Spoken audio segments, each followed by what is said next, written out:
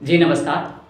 अध्ययन अड्डा YouTube channel और मोबाइल ऐप पर आपका मैं स्वागत करता हूं। मैं तेजेंद्र सिंह। यहाँ पर आपने हमें बनाया है यहाँ पर एक ब्रांड के रूप में, और ये इस ब्रांड के चलते हुए हम आपके लिए यहाँ पर कुछ कोर्सेज लॉन्च कर रहे हैं, और आपने जो हमें प्रेरणा दी है ये सब उसी का कमाल है। तो इसी कमाल के चलते हम लोग आपके लिए लेकर आए हैं कुछ कोर्स, वो भी निःशुल्क। उस पर आपको कोई किसी प्रकार का कोई शुल्क पे नहीं करना, जिसमें पहली कैटेगरी में आपके लिए हम लोग लेकर आए सी टेट, दूसरी यहाँ पर यूपी टेट, तीसरा यहाँ पर एच टेट, चौथा यहाँ पर स्टेट टेट। और स्टेट टेट में यहाँ पर आपके जितने स्टेट के एग्जाम के जो टीचर एलिजिबिलिटी टेस्ट होते हैं उनमें आप यहाँ पर प्रैक्टिस और अपनी तैयारी कर सकते हैं। दूसरी कैटेगरी में हम लोग लेकर आए हैं आपके लिए डीएसएसबी, और डीएसएसबी में यहाँ पर पाएंगे पेपर 1 और पेपर 2 की फुल टू तैयारी, जिसमें आप पाएंगे यहाँ पर फर्स्ट सेक्शन जो कि कंपलसरी पेपर है सभी के लिए, और यहाँ पर जिसमें पाएंगे जनरल हिस्ट्री के क्वेश्चंस, मैथ्स के क्वेश्चंस, इंग्लिश के क्वेश्चंस, हिंदी के क्वेश्चंस, और आपके कॉमन 20 क्वेश्चंस जो कि पैडागोजी के। दूसरा पाएंगे यहाँ पर 100 क्वेश्चन जो आपको यहाँ पर चाइल्डहुड में साइकोलॉजी के फर्स्ट पेपर में इंपॉर्टेंट रहते हैं। तो आपको यहाँ पर किसी प्रकार की कोई क्वेरी है तो आप यहाँ पर हमें आप कॉल कर सकते हैं। 8279919537 पर आप अपनी क्वेरी का सुझाव पा सकते हैं। और इसी प्रकार से आपका विश्वास हमें यहाँ पर सफलता की बुलंदियों पर ले जा रहा है, और आपका विश्वास ही हमें यहाँ पर आगे बढ़ने के लिए प्रेरणा देता रहता है। तो इसी प्रकार से अपना विश्वास बनाते रहिए और बनाकर रखिए, और अपनी सफलता को कंटिन्यू आगे बढ़ते रहिए। तो धन्यवाद। नमस्कार दोस्तों, आपके अपने अध्ययन अड्डा यूट्यूब चैनल पर मैं तेजेंद्र सिंह स्वागत करता हूं आप सभी का। और आज हम कुछ महत्वपूर्ण बातें करने जा रहे हैं। और किसके बारे में बात कर रहे हैं? राइट टू एजुकेशन एक्ट 2009 की और शिक्षक अधिकार अधिनियम 2009 की। यहाँ पर कुछ महत्वपूर्ण बिंदुओं को डिस्कस करेंगे जो आपको यहाँ पर जानना बहुत जरूरी है, क्योंकि आपके यहाँ पर कई बार क्वेश्चन पूछ लिए जा सकते हैं और कई बार पूछे गए हैं। तो इसमें से आपको पता होना चाहिए कौन कौन से क्वेश्चनों के बारे में बात की जाती है। तो यहाँ पर हम आपके सामने लेकर आए हैं, उन बिंदुओं को बड़े ध्यान से देखिए और कंटिन्यू बने रहिए। और इसी से रिलेटेड हमने पूरी वीडियो बनाई है, पूरे वीडियो लेक्चर बनाया है प्लेलिस्ट में, आप उसे चेक कर सकते हैं। सीडीपी के जो इम्पोर्टेंट प्लेलिस्ट हैं। तो आप यहाँ पर चलिए शुरू करते हैं कुछ महत्वपूर्ण बातें, जिसमें सबसे पहले आपको यहाँ पर पता होना चाहिए विद्यालय के लिए प्रतिमान और मानक क्या होने चाहिए। जो शिक्षकों की संख्या, सबसे पहले बात करेंगे यहाँ पर जो मानक है। यहाँ पर शिक्षकों की संख्या के बारे में बात करते हैं। क्वेश्चन पूछ लिया जा सकता है या पूछा जा सकता है, पूछा गया है पहले कि पहली कक्षा से 5वीं कक्षा के लिए प्राथमिक स्तर पर कितने छात्रों पर, यदि स्कूल में 1 से लेकर 60 छात्र है, कितने हैं 1 to लेकर 60 छात्र हैं, तो वहां पर कितने शिक्षक कार्यरत हो गए? वहां पर 2 शिक्षक कार्यरत हो गए। कितने टीचर काम करेंगे? तो वहां पर 2 शिक्षक काम करेंगे। और यदि 61 से लेकर 90 तक है, कितने हैं यहाँ पर? ठीक है, मतलब 1 से लेकर 90 तक छात्र हैं, 1 से लेकर 90 तक छात्र हैं। तो यहाँ पर 3 शिक्षक काम करेंगे, वर्क करेंगे, उन्हें पढ़ाने का कार्य करेंगे। यदि यहाँ पर 91 से लेकर 120, मतलब यहाँ पर 1 से लेकर 20 तक है, 120 तक है यहाँ पर छात्र, कितने पढ़ने वाले बालक बालिका हैं। और उस कक्षा में यहाँ पर तो कितने ही शिक्षक हो गए? 4 शिक्षक हो गए, 4 टीचर कार्यरत हो गए। प्राइमरी लेवल की बात कर रहे हैं हम, यहाँ पे किसकी बात कर रहे हैं? प्राइमरी लेवल की बात कर रहे हैं, यहाँ पर प्राथमिक स्तर की बात कर रहे हैं। तो प्राथमिक स्तर पे कितने अध्यापक और यहाँ पर ठीक है शिक्षक और शिक्षिका हो गए। यदि यहाँ पर 121, मतलब यहाँ पर 0 से लेकर मतलब 121 से लेकर 200 तक यदि यहाँ पर स्टूडेंट्स हैं, कक्षा में पढ़ने वाले छात्र हैं, छात्राएं हैं, तो यहाँ पर 5 शिक्षक हो गए। कितने? 5 टीचर हो गए, यहाँ पर 5 शिक्षक हो गए। कितने हो गए? 5 शिक्षक हो गए। और इन शिक्षकों का कार्य होगा अध्यापकों, जो स्टूडेंट्स हैं वहां पर उन्हें प्रॉपर तरीके से पढ़ाना, अध्यापकों का कार्य। और इसके साथ साथ याद रखिए ध्यान से 150 बालकों पर, किस पर? 150 बालकों पर, विशेष बालकों से अधिक हैं तो वहां पर 5 शिक्षकों पर एक प्रधान अध्यापक भी होगा। मतलब एक यहाँ पर कौन होगा? हेड मास्टर जी भी हो गए। कौन हो गए यहाँ पर? हेड टीचर भी हो गए और हेड मास्टर जी भी हो गए। कौन हो गए? यदि यहाँ पर क्या होगा, यदि हम लोग बात करते हैं प्रधानाध्यापक को छोड़कर 40 से अधिक, यदि 40 से अधिक नहीं होगा तो यहाँ पर 200 बालकों से अधिक पर छात्र शिक्षक अनुपात प्रधानाध्यापक को छोड़कर 40 से अधिक नहीं होगा, अर्थात 1:40 अनुपात होगा। दूसरा यहाँ पर बात करते हैं छठी कक्षा में, किस में बात करते हैं, छठी कक्षा में। और छठी कक्षा की बात की जा रही है, यहाँ पर किसकी बात की जा रही है, छठी कक्षा की बात की जा रही है। और छठी कक्षा से 8वीं कक्षा के लिए, छठी कक्षा से 8वीं कक्षा के लिए बात की जा रही है उच्च प्राथमिक स्तर, किस पे, उच्च प्राथमिक स्तर की बात की जा रही है। शिक्षकों की संख्या कम से कम प्रति कक्षा 1 शिक्षक होगा। क्या होगा, शिक्षकों की संख्या कम से कम प्रति कक्षा, यानी कि 6 से लेकर जो 8वीं कक्षा है उसमें बात कर रहे हैं यहाँ पर हर क्लास के लिए एक तो शिक्षक होगा कंपलसरी, एक शिक्षक, यहाँ पर एक शिक्षक होना ही होना है, यहाँ पर भी और यहाँ पर भी। विज्ञान और गणित के लिए एक शिक्षक, के लिए एक शिक्षक, यानी कि जो विज्ञान है और गणित है उनके लिए भी पढ़ाने वाले अध्यापक हो गए, विज्ञान के लिए अलग और गणित के लिए अलग पढ़ाने वाले अध्यापक हो गए। दूसरा यहाँ पर बात करेंगे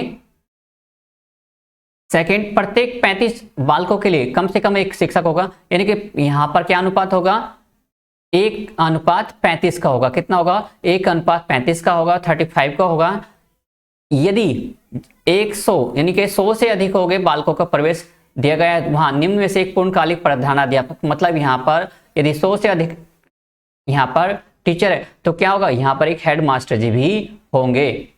और यहाँ पर अंशकालिक शिक्षक भी होंगे। अंशकालिक मतलब यहाँ पर संविदा वाले भी हो सकते हैं, संविदा अध्यापक भी हो सकते हैं, शिक्षक शिक्षिका भी हो सकते हैं। जैसे एडोक होते हैं ना, दिल्ली में हमारे एडोक बेस होते हैं जो कि 11 महीने के लिए अपॉइंट किए जाते हैं, तो उन्हें की बात करें। दूसरा यहाँ पर कला शिक्षक भी हो गए, किसमें बात करते हैं, कला शिक्षक भी हो गए जो बच्चों को यहाँ आर्ट्स ड्राइंग कराना सिखाते हैं। दूसरा यहाँ पर स्वास्थ्य और शारीरिक शिक्षा वाले भी हो गए, मतलब यहाँ पे हेल्थ टीचर वाले भी हो गए, हेल्थ टीचर हो गए यहाँ पर, जिसे हम पीटी टीचर कहते हैं शारीरिक शिक्षा के रूप में, यानी कि यहाँ पर आपको ठीक है पीटी फिजिकल ट्रेनर जो होंगे, फिजिकल टीचर हो गए, तो फिजिकल जिन्हें पीटी टीचर कहते हैं।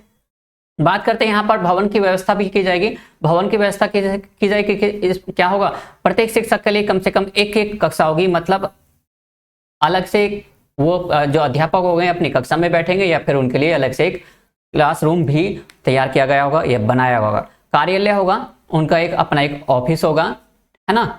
दूसरा यहाँ पर भंडार गृह भी होगा, मतलब जहाँ पे सामान रखने के लिए सुविधा होगी, जहाँ पे स्कूल की कॉपी किताबें, ठीक है, रजिस्टर्स रखने का एक अलग होगा, जिसमें हम लोग ऑफिस कहते हैं, क्लर्क जहाँ पर बैठते हैं। एक प्रधानाध्यापक कमरा होगा, यहाँ पर क्या होगा, जो हेड, यदि हम बात करें जूनियर स्कूल की तो वहाँ पर क्या होगा, एक प्रधानाध्यापक जो हेड मास्टर जी हैं, ठीक है, प्रधानाध्यापक जी हैं, यहाँ पर उनके लिए एक अलग से कक्षा का प्रावधान किया जाएगा। दूसरा यहाँ पर लड़कों लड़कियों मतलब गर्ल्स और बॉयज के लिए अलग अलग से पृथक शौचालय होगा, मतलब सेपरेटली यहाँ पर क्या होगा, यहाँ पर टॉयलेट की व्यवस्था की जाएगी जो सेपरेट होगी। यहाँ पर सभी बालकों के लिए सुरक्षित और पर्याप्त पेयजल होगा, मतलब यहाँ पर पेयजल की व्यवस्था भी होनी चाहिए। जल कैसे होना चाहिए, स्वच्छ होना चाहिए और अच्छा होना चाहिए, और ऐसा ना हो कि जल को पीने के बाद, पानी को पीने के बाद बच्चे बीमार पड़ जाए। तो वहां पर साफ सुविधा अपनी होनी चाहिए, साफ सफाई की सुविधा होनी चाहिए। दोपहर का भोजन यदि बात करते हैं मिड डे मील की, तो मिड डे मील की यहाँ पर मिड डे मील कैसा होना चाहिए, मिड डे मील विद्यालय में पकाया जाए, और इसके लिए यहाँ पर विद्यालय में यदि पकाया जाए तो इसके लिए क्या होनी चाहिए, एक रसोई होनी चाहिए जिसमें यहाँ पर खाना पकाया जाएगा। दूसरा यदि बात करें सीमा दीवार तारों की बात, यानी कि यहाँ पर बाउंड्री होनी चाहिए, क्या होनी चाहिए, बाउंड्री होनी चाहिए। और या फिर यदि बाउंड्री नहीं है तो यहाँ पर कटीले तारों से बाउंड्री होनी चाहिए, ताकि कोई जानवर, कोई पक्षी या कोई वहाँ पर आके किसी बच्चों को परेशान ना करे। दूसरे यहाँ पर विद्यालय की सुरक्षा आदि की व्यवस्था होगी, और सब काम यहाँ पर प्रॉपर तरीके से होना चाहिए। यहाँ पर यदि बात करें प्रति शैक्षणिक वर्ष में कार्य दिवस हो, यदि कार्य दिवसों की बात करते हैं जो होने चाहिए हर प्रत्येक वर्ष कितने होने चाहिए, यहाँ पर शिक्षक घंटों की न्यूनतम संख्या कितनी होनी चाहिए। पहली कक्षा से 5वीं कक्षा के लिए 200 कार्य दिवस, मतलब यहाँ पर जो 1 से लेकर 5 यानी कि 1 से लेकर 5 तक की कक्षा के लिए 200 घंटे या 200 कार्य दिवस कार्य किए जाने हैं, ठीक है, 200 कार्य दिवस कार्य किए जाएंगे। छठी कक्षा से 8वीं कक्षा के लिए 220 है, यहाँ पर कितने 220 हो गए। कहाँ से, 6 से 8 की जो कक्षा चलाई जाएगी उसमें यहाँ पर 220 यहाँ पर कार्य दिवस वर्किंग हो गए। पहली से 5वीं कक्षा के लिए प्रति शैक्षणिक वर्ष और घंटे कितने यहाँ पर 800 घंटे हो गए। मतलब यहाँ पर देख रहे हैं आप 200 तो दिन है, 200 और दिन 800 घंटे मिनिमम यहाँ पर कार्य किया जाएगा। छठी कक्षा से 8वीं कक्षा के लिए यहाँ पर 1000 घंटे, मतलब यहाँ पर कितने हो गए 1000 घंटे पढ़ाई की जाएगी। तो याद रखना प्राइमरी लेवल पे आपको कितने कार्य दिवस कार्य करना है, 200 कार्य दिवस, और छठी से लेकर 8वीं के लिए आपको यहाँ पर 220 कार्य दिवस, और यदि पहली से कक्षा 5वीं तक के लिए यदि बात करें यहाँ पर 800 घंटे, और यदि छठी से 8वीं तक की बात कीजिए तो यहाँ पर 1000 घंटे कार्य करना है। और बात करते हैं एक शिक्षक के लिए प्रति सप्ताह, जो प्रति सप्ताह वेरी इंपॉर्टेंट क्वेश्चन है। यहाँ पर क्वेश्चन कितनी बार पूछा गया, तो प्रति सप्ताह 45 घंटे कार्य किया जाना चाहिए। कितने 45 घंटे। यहाँ पर एवरी वीक की बात करते हैं, किसकी बात करते हैं, पर वीक की बात करते हैं। यहाँ पर वीक आपको 45 आवर आपका होना है, चाहे आप एडोक पर हो चाहे रेगुलर टीचर हो, तो सभी के लिए यहाँ पर 45 घंटे कार्य करना ही है। उसके बाद आप ज्यादा करो या कम करो वो आपके और आपके प्रधानाध्यापक या सीनियर टीचर की बात है। न्यूनतम संख्या पठन पाठन तैयारी के घंटे अध्यापक शिक्षण की यदि बात की जाए तो यहाँ पर मिनिमम इतना तो पढ़ना पढ़ाना ही होना चाहिए। दूसरा यहाँ पर अध्यापक शिक्षण की जो सुविधा है वो भी होनी चाहिए प्रॉपर, ठीक है। यहाँ पर पुस्तकालय लाइब्रेरी की व्यवस्था होनी चाहिए, लाइब्रेरी भी होनी चाहिए। यहाँ पर खेल सामग्री भी उपलब्ध होनी चाहिए, मतलब ताकि बच्चों का यहाँ पर केवल शैक्षणिक ही नहीं बल्कि उनका शारीरिक ऑल ओवर डेवलपमेंट किया जा सके, उनका संपूर्ण क्या किया जा सके, संपूर्ण विकास किया जा सके, संपूर्ण उनका डेवलपमेंट किया जा सके। ये थी हमारी कुछ महत्वपूर्ण बातें, तो इन्हें आप दोबारा से नोट कर लीजिए। यहाँ पर यदि नोट कर ली है तो यदि नहीं करी है नोट कर लीजिए, इनका स्क्रीनशॉट ले लीजिए और स्क्रीनशॉट लेकर बाद में से सेव कर लीजिए, बाद में याद कर लीजिएगा।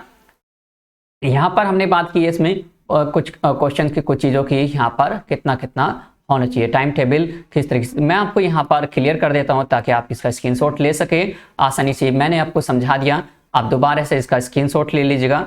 मैं दोबारा से यहाँ पर आपको क्लियर कर देता हूँ शुरू से, ताकि आप यहाँ पर अपना स्क्रीनशॉट ले सको। सारी चीज़ें देखिए काफ़ी इंपॉर्टेंट है, आने वाले हर लेक्चर में आपको यहाँ पर वीडियो को रोकिएगा, पॉज करिएगा, पॉज करके इसका स्क्रीनशॉट ले लीजिएगा। और दूसरा यहाँ पर ये लेक्चर कैसा लगा आपको, क्या आप में इसमें कुछ और ऐड और कराना है आपको, और कुछ नई चीज़ें चाहिए तो आप इसमें यहाँ पर हमें कमेंट सेक्शन में कमेंट जरूर लिखिएगा, बताइएगा कि हाँ कुछ और ऐड ऑन कर सकते हैं हम लोग। और इसी तरीके से आप हमारे साथ बने रहिए, और यदि आप परिवार के सदस्य नहीं बने हैं तो परिवार के सदस्य बन जाइए। यहाँ पर चैनल को सब्सक्राइब करिए और अपने दोस्तों तक भी शेयर कीजिए, और बेल आइकन बिल्कुल दबाना मत भूलिएगा, बेल आइकन जरूर दबाइएगा ताकि आपको आने वाली वीडियोस का नोटिफिकेशन मिल सके। तो दोस्तों थैंक यू वेरी मच, इस लेक्चर में इतना ही, नेक्स्ट लेक्चर में मिलते हैं। Thank you very much, take care.